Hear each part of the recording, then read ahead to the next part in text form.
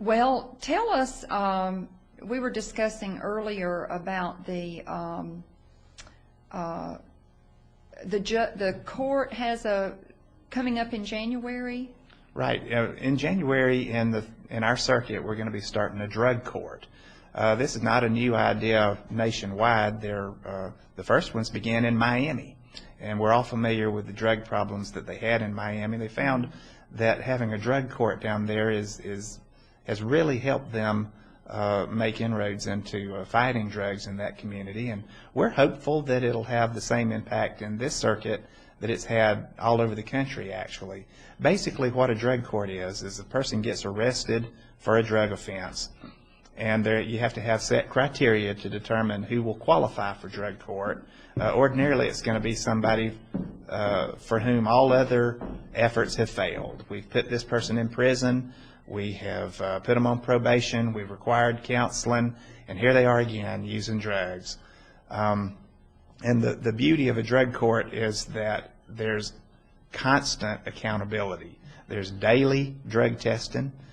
They report to a counselor several times a week, and they have to report to the judge every week. And there's a carrot and a stick approach. The carrot is that if they will complete 2 years of drug court and the intensive requirements of the drug court, then their case will be dismissed. But if they don't, then there's a prison sentence waiting for them at the end. And of course, along the way, there are milder forms of reward and punishment.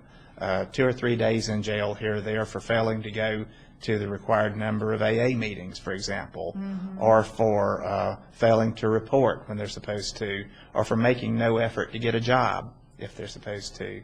And rewards, for example, in some of the places I've known of them to offer gift certificates to go to a beauty salon for some of the female participants in drug court if they very diligently did what they were required to do. One of the beautiful things about a drug court, I've seen of them in action, is the way that the other people at drug court pull for each other, and the credit that they'll give to the other defendants for their own accomplishments. I couldn't have made it through if it weren't for Joey, but Joey came to see me every time I wanted to use, and it's because of him that I'm now able to do this or that. Right. There was a lady at one of the ones that I went to, this was in Hall County, who had no car and had no family that would help her get to her counseling, but she would walk well over a mile every day to get to her counseling, and would walk further than that to get to court.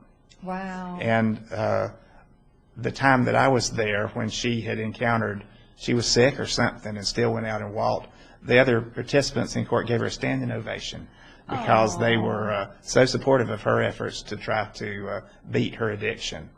Well, it does take a community, doesn't it? Oh, yes. To pull together to help people who are down and out and hurting. And, you know, I think too often we want to judge people for getting themselves in their messes, but what we need to do is forgive and help and well, make no mistake, it is a crime even to possess a drug, let alone to use it.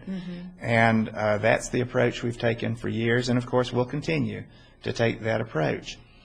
But there reaches a point where you're really not accomplishing anything if you arrest somebody and put them in prison simply for being addicted, which is a sickness.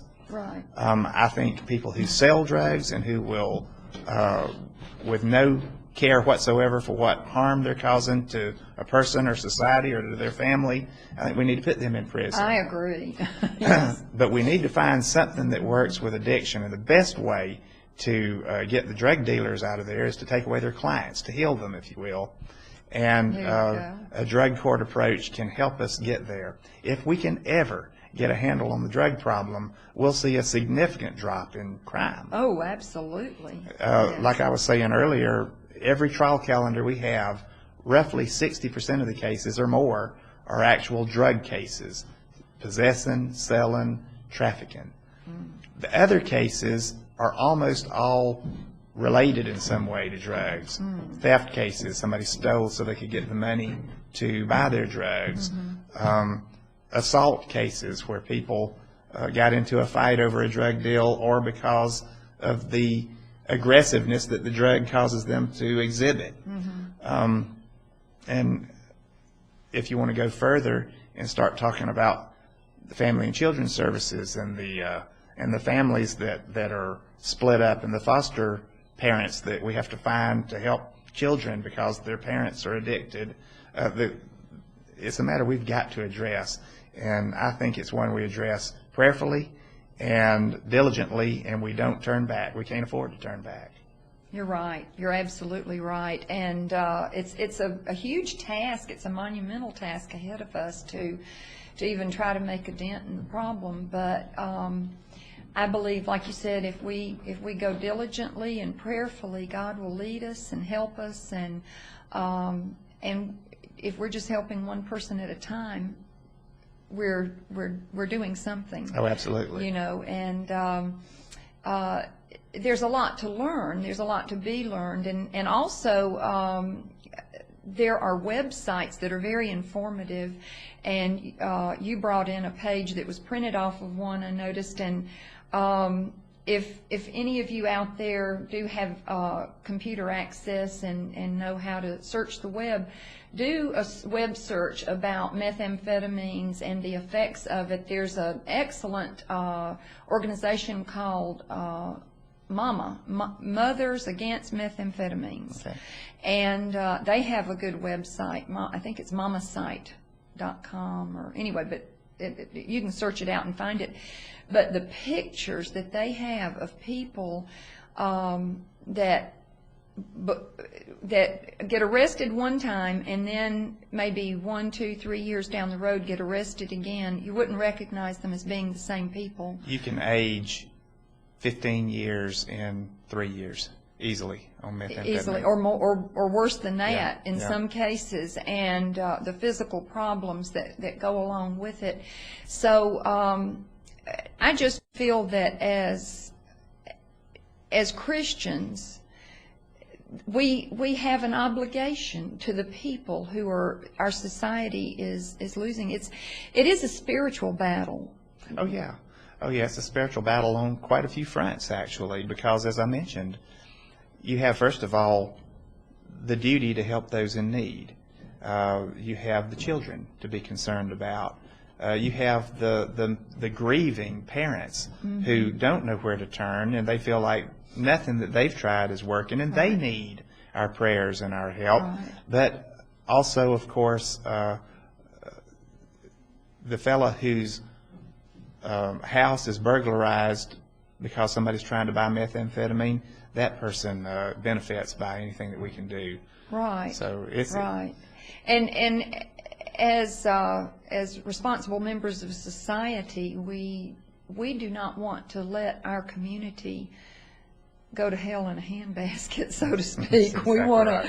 to, and it's a fast, slippery slope too. So I would encourage any of you out there who want to help to get in touch with us, or if you are parents or relatives of someone and you're hurting because of what you see going on. We might ought to start some classes on how to inform people. I know I've only been involved in this for about 3 years, and my first experience was interesting. I went to work in a recovery home for women, and